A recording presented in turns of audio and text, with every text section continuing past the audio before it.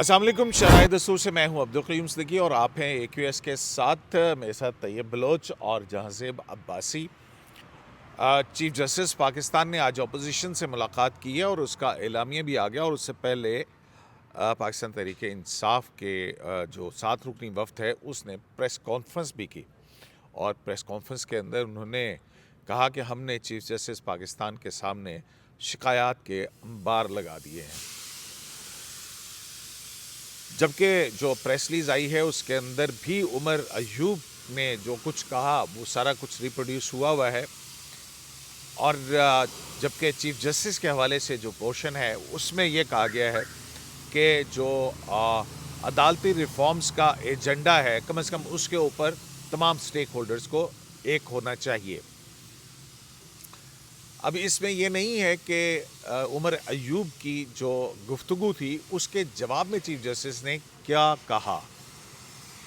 काम बड़ी इंटरेस्टिंग और सूरत हाल है, क्योंकि अगले हफ्ते ही 27 और 28 को 9 मई के जो मुल्ज़मान हैं उनकी जिनकी ज़मानतें मनसूख हुई थी उनके मुकदमा चीफ जस्टिस पाकिस्तान के बेंच में लग गए हैं और उसकी कॉज लिस्ट आ चुकी है। इस पर बात करते हैं। मेरे साथ हैं जनाब जहांज़ेब अब्बासी साहब और तैयब बलोच साहब। तो पहले जहांज़ेब अब्बासी साहब, प्रेस रिलीज़ में तो यही कहा गया है जैसे कि प्राइम मिनिस्टर से भी मुलाकात की थी उन्होंने, और उन्होंने कहा कि जो प्रेस रिलीज़ है वो ये कहती है कि प्राइम मिनिस्टर से जो उनकी बात हुई उसको ब्रीफ किया गया जो भी अदालती रिफॉर्म्स हैं उसके हवाले से, जबकि PTI की तरफ से शिकायत के अंबार हैं। अब अगर देखा जाए तो ये तमाम मामला सब जुडिस हैं। कहीं पे जो भी है जिस तरह के भी मामला जहाँ पे भी हैं अदालतों के अंदर हैं। 9 मई की मिसाल हमारे सामने है और वो मातहत अदालतों में इनके मुकदमात हैं और उसकी सुपरविजन हाई कोर्ट्स की करती है। तो अब जुडिशल पॉलिसी मेकिंग कमेटी के इजलास में इन अदालती रिफॉर्म्स का ज़ेर समात मुकदमात के हवाले से क्या ताल्लुक जो कि PTI ने चीफ जस्टिस के सामने उठाए। सिद्दीकी साहब, एक बात तो क्लियर है कि इस मामले पे chief justice of Pakistan Yahya Afridi साहब को या तो वहीं पे रोक लगानी चाहिए थी इस 7 रुकनी वफ़द को, और कहना चाहिए था कि ये मामलात जो भी हैं ये मुतलका फोरम्स जो अदालती फोरम्स हैं वहाँ पे सब जुडिस हैं। मिसाल के तौर पे ये प्रेस कॉन्फ्रेंस में कहा गया है कि हमने 9 मई के वाक़यात और 26 नवंबर के वाक़यात के ऊपर भी बात की है। तो 9 मई का वाक़यात प्रेस रिलीज़ में तो नहीं कहा गया, उन्होंने प्रेस कॉन्फ्रेंस में कहा, लेकिन प्रेस कॉन्फ्रेंस में उन्होंने ये बात कही। प्रेस कॉन्फ्रेंस में तो ये भी कहा उन्होंने कि हमने चीफ जस्टिस को ये भी कहा है कि जो 26वीं तरमीम हुई है ना, इसमें जो तरीक़ाकार अपनाया गया है ये गलत है। अब ये भी अजीब बात है कि 26वीं तरमीम के ख़िलाफ़ पटिशनर्स में पाकिस्तान तहरीक इंसाफ भी है और उसी 26वीं तरमीम के तहत चीफ जस्टिस याहिया अफरीदी बने जिनसे वो मुलाकात कर रहे हैं, और उधर ये कह रहे हैं जी कि हमने कहा है जी कि इसमें प्रोसेस जो है वो बड़ा गलत अडॉप्ट किया गया। तो पहली बात तो मेरे ख्याल में ये है कि या तो chief justice of Pakistan Yahya Afridi साहब को इस वफ़द को रोकना चाहिए था, इस बात करने से रोकना चाहिए था कि जो बातें आप कर रहे हैं वो कहीं ना कहीं किसी न किसी फोरम्स के ऊपर पेंडिंग हैं। अब इसका असर तो कहीं ना कहीं हो सकता है, नंबर 1। नंबर 2, अगर रोक नहीं लगाई और असर क्या हो सकता है? और मतलब है कि 26वीं आईनी तरमीम का मुकदमा आईनी बेंच सुन रहा है, वहाँ पे चीफ जस्टिस नहीं है। लेकिन देखें, जब एक चीफ जस्टिस ऑफ पाकिस्तान से एक पाकिस्तान तहरीक इंसाफ का एक वफ़द मुलाकात कर रहा है तो अल्टीमेटली जो नीचे जो फोरम्स हैं उनमें केसेस तो चल रहे हैं ना।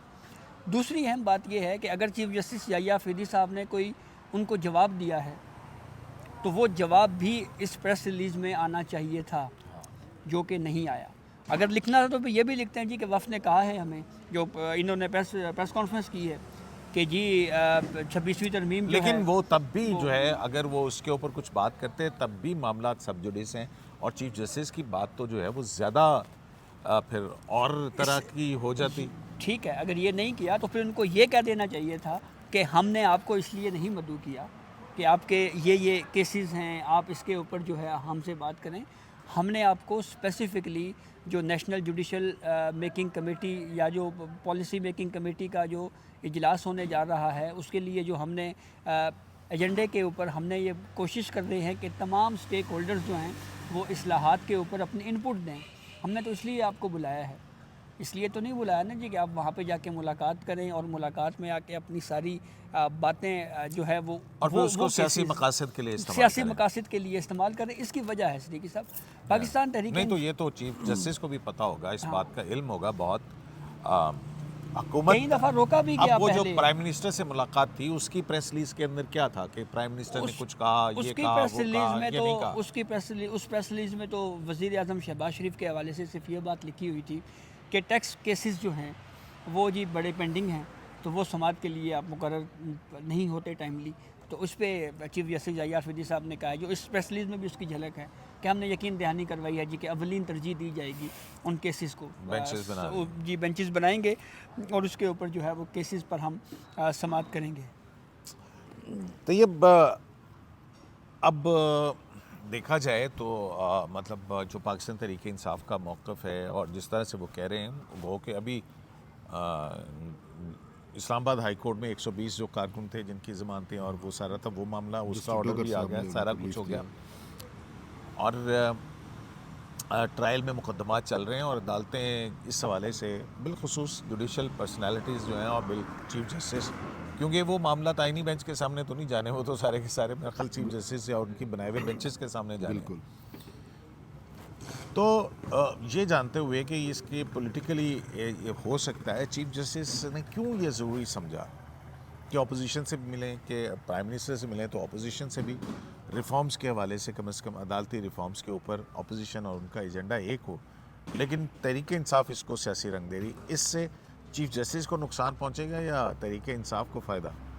اس سے جو ہے وہ تحریک انصاف نے تو اپنے طور پر فائدہ لینے کی کوشش کی ہے، اب دیکھتے ہیں کہ جو ہے وہ لے بھی پاتی ہے یا نہیں لے پاتی۔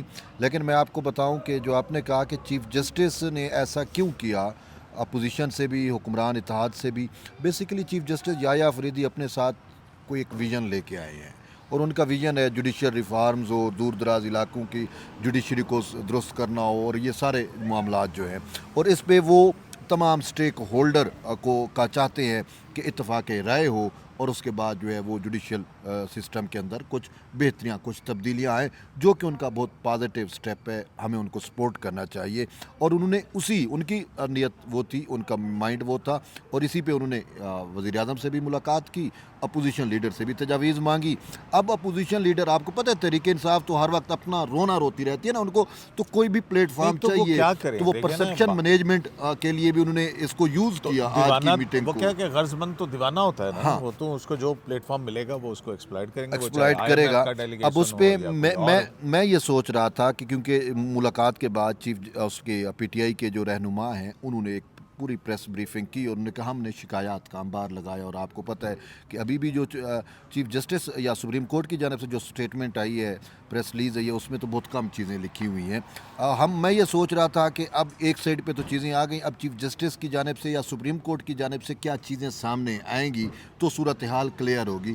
کافی حد تک صورتحال کلیئر ہوئی ہے، لیکن مجھے یہاں پہ کہیں نہ کہیں کچھ نہ کچھ تھوڑی مایوسی یوں جھلک نظر آ رہی ہے کہ وہ یہ ہے کہ چیف جسٹس پاکستان یحییٰ آفریدی کو ہم نے بڑا فوکس پایا ہے، وہ جس ایجنڈے پہ بیٹھتے ہیں وہ اس ایجنڈے سے باقی جو منتظمین ہیں یا جو پارٹیسپینٹس ہوتے ہیں ان کو ادھر ادھر نہیں جانے دیتے۔ نہیں یہ آپ بات رہنے دیں، یہ ہمارے پاس ایجنڈا ہے جوڈیشل ریفارمز کا، اس حوالے سے اگر آپ کے پاس کوئی چیز ہے تو آپ اپنا انپٹ دیں، یہ آپ پولیٹیکل چیزیں کیوں لے کے آ گئے؟ اچھا، یا یہ کہہ دیتے، آپ کو پتہ ہے جب ہماری میٹنگز ہوتی ہیں چیف جسٹس نہیں، یہ معاملہ سب جوڈیس ہے یا یہ عدالتوں میں ہمارے سامنے آئے گا، اس پہ کوئی کمنٹ نہیں ہے، یہ چیف جسٹس کی یہی عادت ہے۔ لیکن یہاں پہ سارے سب جوڈیس معاملات پہ لیکن ایک ٹرانسپیرنسی تو ہے نا کہ بھئی انہوں نے جو کچھ کہا وہ پریس ریلیز میں شامل کر تو دیا۔ یہ تو نہیں ہے کہ 26ویں ترمیم پہ تو یہ سلمان اکرم راجہ نے کام نہیں مانتے، تو پریس ریلیز میں تو یہ نہیں ہے۔ تو ان کے ماننے نہ ماننے سے کیا ہوتا ہے؟ سلمان اکرم راجہ تو اور بھی پتہ نہیں کیا میں وہی کہہ رہا ہوں، شفافیت تھی تو پھر یہ بھی شامل ہوتا نا، پھر یہ بھی شامل ہوتا اور کہ یہ بھی تو پاسبل ہے کہ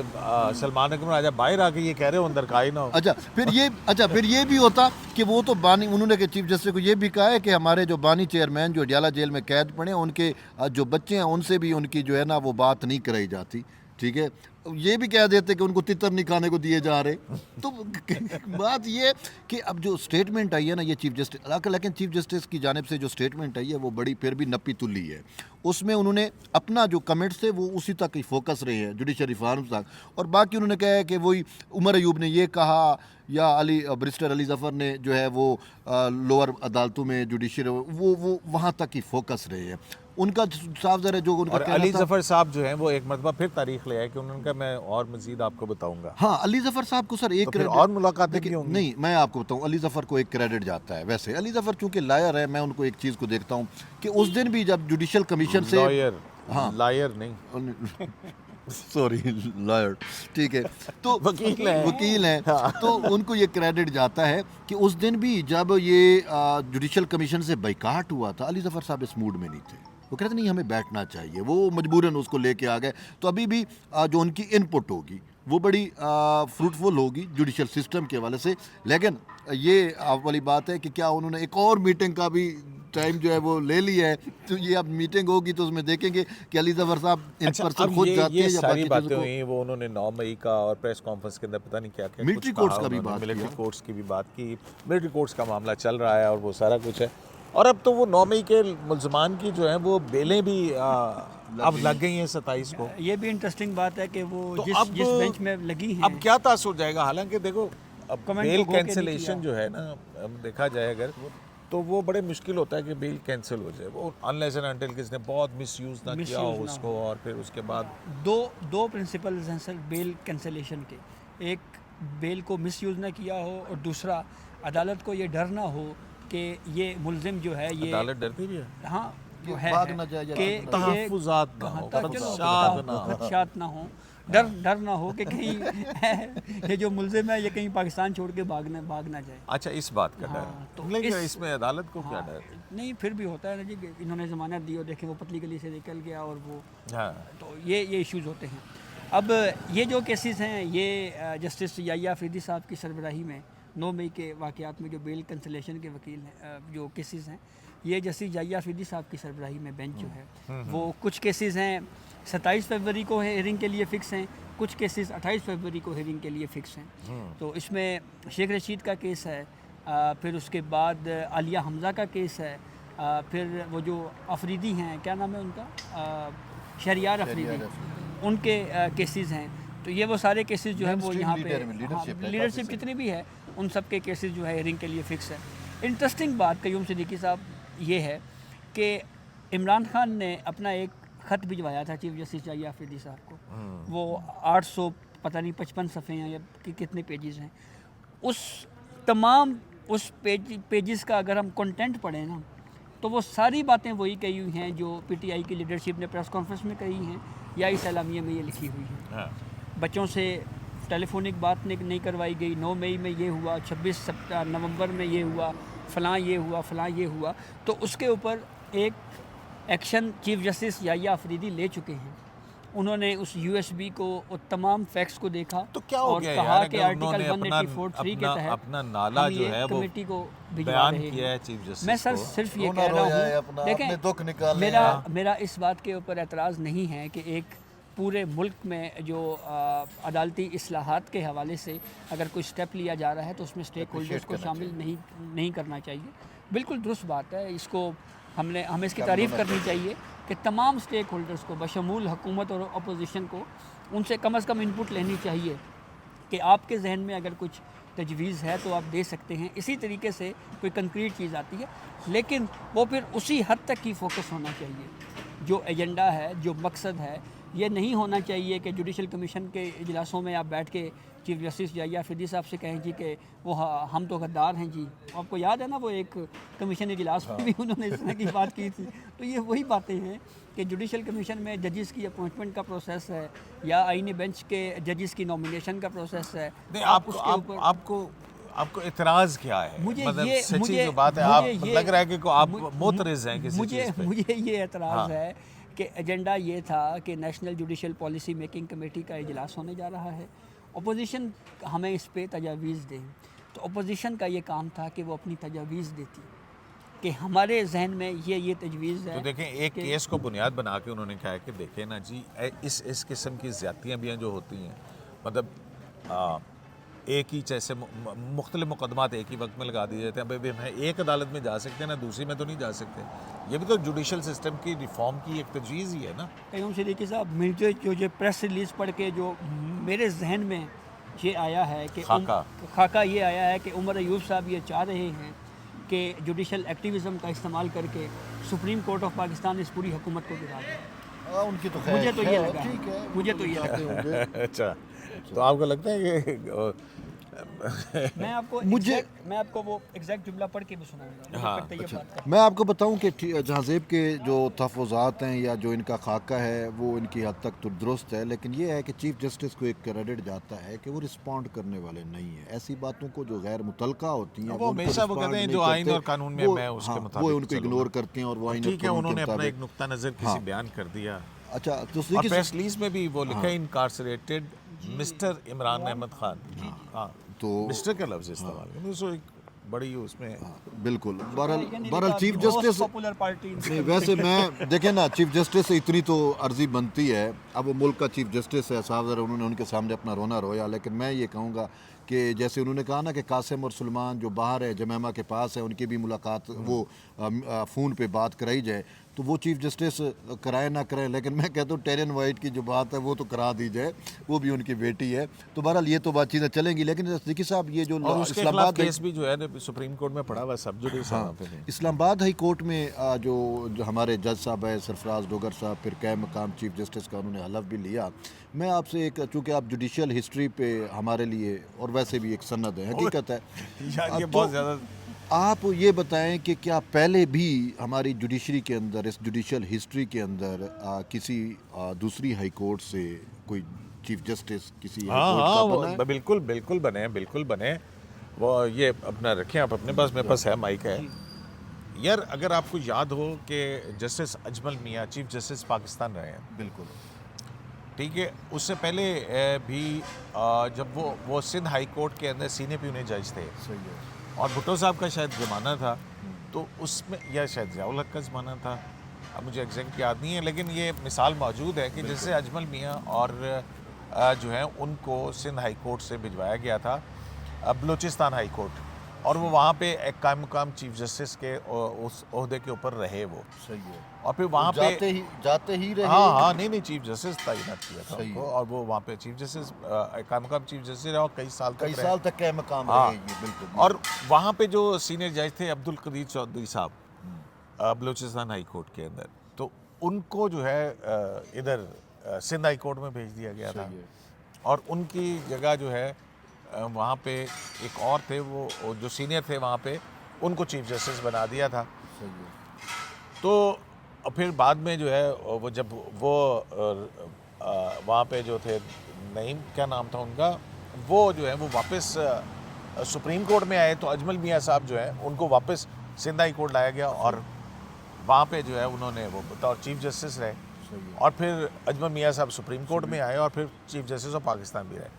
تو یہ اجمل میاں صاحب وہ شخصیت تھے جو بلوچستان ہائی کورٹ کے چیف جسٹس کے بھی رہے, ادھر بھی رہے سندھ ہائی کورٹ میں بھی, اور چیف جسٹس آف پاکستان بھی بنے, سپریم کورٹ کے بھی رہے. ہاں تو یہ اس طرح سے ہوا ہے. ایک دو اور بھی مثالیں ہیں. تو یہ مثالیں ہمارے معزز ججز کو نظر کیوں نہیں آتی؟ دیکھو یہ جوڈیشل ہسٹری ہے, آپ جانتے ہیں, آپ چونکہ جوڈیشری میں آپ کو ایک اور بھی واقعہ ہے. ایک جج صاحب تھے, اب مجھے ان کا نام بھول رہا ہے, تو وہ جب ان کو سپرسیڈ کیا گیا تو انہوں نے استعفیٰ دے دیا تھا, شاید عارفین صاحب تھے, جسٹس عارفین. تو جو ہے بھٹو صاحب نے استعفیٰ قبول کر لیا ان کا. تو اس کے بعد ہوا یہ کہ وہاں پہ بائی الیکشن ہونے تھے کہیں, کیونکہ یہ سندھی تھے اور کسی مہاجر جو تھے جج, ان کو چیف جسٹس بنا دیا گیا تھا. تو انہوں نے استعفیٰ دے دیا عارفین صاحب نے. تو بھٹو صاحب کیونکہ تھے تو سیاستدان, انہوں نے جناب وہاں پہ کراچی کے اندر سندھ میں کوئی بائی الیکشن ہونا تھا, انہوں نے ان کو ٹکٹ دے دیا, اور وہ وہاں سے ممبر قومی اسمبلی منتخب ہو گئے. تو یہ تو چیزیں منصور علی شاہ صاحب لائف فٹ آتی ہے سر. شاہ جی بھی استعفیٰ دے دیں اور پی ٹی آئی کے ٹکٹ سے اگر الیکشن لڑ کے اندر فوراً جیت بھی جائیں گے, کوئی مسئلہ نہیں ہے. مائک میرے پاس ہے. ہاں مائک ان کے پاس. چلو, لیکن آواز ان کی پہنچ گئی ہے. تو یہ ایک ہے, مثالیں ہیں. اور ویسے بھی الجہاد ٹرسٹ کیس جس کا حوالہ دیا گیا نا اس پیٹیشن کے اندر سینئرٹی والی میں, اس کے اندر تو بڑے واضح طور پہ لکھا ہوا ہے، اس کے اندر یہ نہیں لکھا کہ نہیں ہو سکتا، اس کے اندر لکھا کہ جج کی رضامندی ضروری ہے. یعنی کہ پر یہ ان ججز کی رضامندی نہیں ہے. اگر یہ رضامندی دے دیں تو شاید یہ بھی کوئی ڈیرہ اسماعیل خان اور کوئی مستونگ یا کلات میں ہوگا. وہ تو مشروط ہے نا. ہاں رضامندی ضروری ہے. اچھا ایک اور نہیں، اسلام آباد ہائی کورٹ سے ٹرانسفر میرا خیال ہو سکتی ہے کہ نہیں، آئی ڈونٹ نو. ہو سکتی ہے. ایک ہائی کورٹ سے دوسری ہائی کورٹ، لیکن رضامندی تو اگر نہیں ہوگی تو وہ نہیں ہو سکتی. کیونکہ ہم سن رہے تھے نا کہ جو اپنی جسٹس سمن رفت ہے، اس کے بارے میں خبریں آئی تھی کہ شاید یہ بھی واپس جانا چاہ رہی ہے کہ مجھے ہاں چاہ رہی تھی، اب پتہ نہیں چاہ رہی ہیں کہ نہیں. ہاں اس پہ ہمیں کوئی زیادہ معلومات نہیں ہیں، مطلب سنا یہی ہے کہ وہ درخواست شاید ان کی قبول نہیں ہوئی. ایک اور کیس بھی ہوا ہے الیکٹرانک ووٹنگ کے حوالے سے. ہاں وہ بنیادی طور کے اوپر یہ سپریم آئینی بینچ کے سامنے تھا نا آج الیکشن کمیشن آف پاکستان نے آئینی بینچ کے سامنے، اور یہ کیس تھا بیسکلی تارکین وطن پاکستانیوں کو بھی جو ووٹ کا حق ہے وہ دیا جانا چاہیے. تو اس پہ ایک تو الیکشن کمیشن نے یہ کہا ہے ثاقب نثار صاحب کے دور سے چل رہا جی کہ ہم نے 35 حلقوں میں ایک پائلٹ پروجیکٹ کے طور کے اوپر اس کو یوز کیا، اور ہم نے پارلیمنٹ میں یہ اپنی سفارشات جو ہیں یا جو رپورٹ تھی وہ بھجوا دی ہے. الیکشن کمیشن نے کہا جی ڈائریکٹر آئی ٹی جو ہیں وہ پیش ہوئے، انہوں نے اس کے اوپر مزید بات کرتے ہوئے کہا جی کہ اس سسٹم جو ہے، اس سے جو ای ووٹنگ سسٹم ہے، اس میں ہیکنگ کے بہت زیادہ خدشات ہیں. انہوں نے یہ بھی کہا کہ جب یہ پروجیکٹ کیا گیا، اٹیمپٹس ہوئیں، اور انڈیا، اسرائیل اور فلپائن سے باقاعدہ ہیکنگ کی اٹیکس ہوئے ہیں، تو اس لیے یہ پورا جو پروسیس ہے یہ سیف نہیں ہے. لیکن وہ تو اٹیکس تو ہوتے رہتے ہیں، تو یہ فائر وال اور یہ نہیں، تو اس پہ جسٹس جمال مندوخیل صاحب کا ویو کافی مناسب تھا. انہوں نے کہا کہ دیکھیں یہ پارلیمنٹ کا کام ہے کرنے کا، تو ہم یہ نہیں چاہتے کہ ہم جوڈیشری کوئی ایسا سٹیپ لے جس کی وجہ سے بعد میں کوئی ایسی خامی نظر لگ جائے جس کے اوپر جو ہے الزام سارا یہ آئے جی کہ دیکھیں جی یہ جوڈیشری نے کیا ہے. ایک بڑا دلچسپ مکالمہ بھی ہوا عزیر بھنڈاری صاحب اور جسٹس نصرت اللہ علی صاحبہ کے درمیان. اچھا. عزیر بھنڈاری صاحب نے کہا جی کہ جتنے بھی اوورسیز ووٹر ہیں وہ سارے پی ٹی آئی کے ہیں، وہ سارے ہمارے ہیں. تو جسٹس نصرت نے کہا نہیں، ایسی بات بھی نہیں ہے. اچھا میرا پولیٹیکل کمنٹ، جسٹس مسرت ہلالی نے جو یہ کہا، جسٹس مسرت ہلالی کی بات ہمیں یہ یوں میں اس کو اپلائی کرتا ہوں کہ اگر اوورسیز ووٹرز یا overseas Pakistani P T I کے ہی ووٹ ہوتے تو بانی پی ٹی آئی نے جو ہے وہ ترسیلات زر بھیجنے سے منع کیا تھا، بائیکاٹ کیا جائے. لیکن ہم نے یہ دیکھا کہ اس میں، اور وہ کہتے ہیں کہ بڑی کامیاب جا رہی ہے، اس میں اضافہ ہوا. ہاں ترسیلات زر جو اوورسیز پاکستانیوں کی جانب سے یہاں پہ آ رہی تھی اس میں اضافہ ہوا ہے. یعنی کہ ان کی بائیکاٹ کے کال پہ لوگوں نے مسترد کیا. انہوں نے کہا اچھا تو آپ ہمارے اپنے ملک کو ڈبونا چاہتے ہیں، اضافہ ہوا. دوسرا، کل آرمی چیف صاحب آپ کے شہر، وہ ادھر لندن میں تھے جہاں پہ اکثر جاتے ہیں، ان کا فیوریٹ شہر ہے، جاتے رہتے ہیں نا وہاں پہ، ٹھیک ہے. تو وہاں پہ تھے اور پی ٹی آئی نے پوری کال دی ہوئی تھی. لندن فیوریٹ نہیں ہے، وہ اسکاٹ یارڈ فیوریٹ ہے، وہاں پہ بڑے گرین فیلڈز ہیں. ہاں تو وہاں پہ جو ہے انہوں نے پوری کال دی کہ لوگ نکلیں، یہ کریں وہ کریں.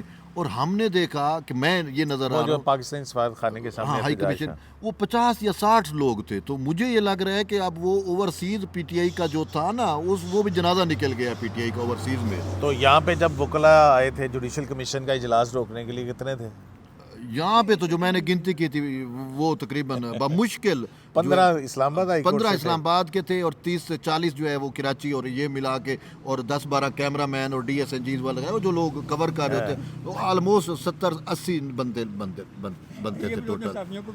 ہاں وہ گننا پڑتا ہے نا کہ رش نظر آ رہا ہے نا اس رش میں، ٹھیک ہے. تو بہرحال جی وہ پاکستان تحریک انصاف جو ہے، میں تو سمجھتا ہوں کہ وہ سمجھتے ہیں کہ اگر ہمارے ساتھ ان کے ساتھ زیادتی ہو رہی ہے تو وہ کوئی بھی فورم ہے، وہ ظاہر ہے اس کو استعمال کریں گے. لیکن ان کو خود ہی احتیاط کرنی چاہیے تھی کہ وہ پرسنل گریوینسز، چیف جسٹس نے ان کو بلایا کہ پورے جوڈیشل سسٹم کی ریفارمز میں ان کا جو ہے اپنی تجاویز دیں، لیکن وہ انہوں نے اپنے جو گریوینسز تھے وہ ان کے سامنے رکھے. تو اس میں چیف جسٹس کا قد تو چھوٹا نہیں ہوا. اگر آپ قومی ایجنڈے کو بالائے طاق رکھتے ہوئے پرسنل گریوینسز کے اوپر زیادہ گفت و شنید کریں گے تو اس سے قد آپ کا چھوٹا ہوتا ہے، یہ بڑا ہوتا. میں اس کو بڑا اچھا سمجھتا کہ جناب پاکستان تحریک انصاف کے ساتھ رکنی وفد نے پاکستان کے جوڈیشل سسٹم کو بہتر بنانے کے لیے اسٹرکچر میں کیا ریفارمز ہوں، کیا ایسے تجاویز ہوں، قانون سازی کے اندر کیا کچھ جو ہے وہ اس کی ضرورت ہو، امینڈ کرتے، وہ پارلیمنٹ کے اندر بل بھیجتے اور پورے سسٹم کو، کیونکہ یہ عام آدمی، عام پاکستانی جو ہے جو عدالتوں میں جاتا ہے سائلین کا کہ مقدمات کس تیز رفتاری سے کم ہوتے، عدالتوں کو دگنی دو دن رات بیٹھ کے کام کرنا چاہیے، کچھ اس طرح کی تجاویز ہوتی. بہرحال یہ اپنا میرے تو خیال کے اندر ہے کہ پاکستان تحریک انصاف کے وفد نے پرسنل گریوینسز چیف جسٹس کے سامنے رکھ کر خود کو چھوٹا کیا ہے. چیف جسٹس تو ظاہر ہے وہ انہوں نے تو آئین اور قانون کے اوپر چلنا ہے. شرائع دستور سے AQS لائیو سے جی اللہ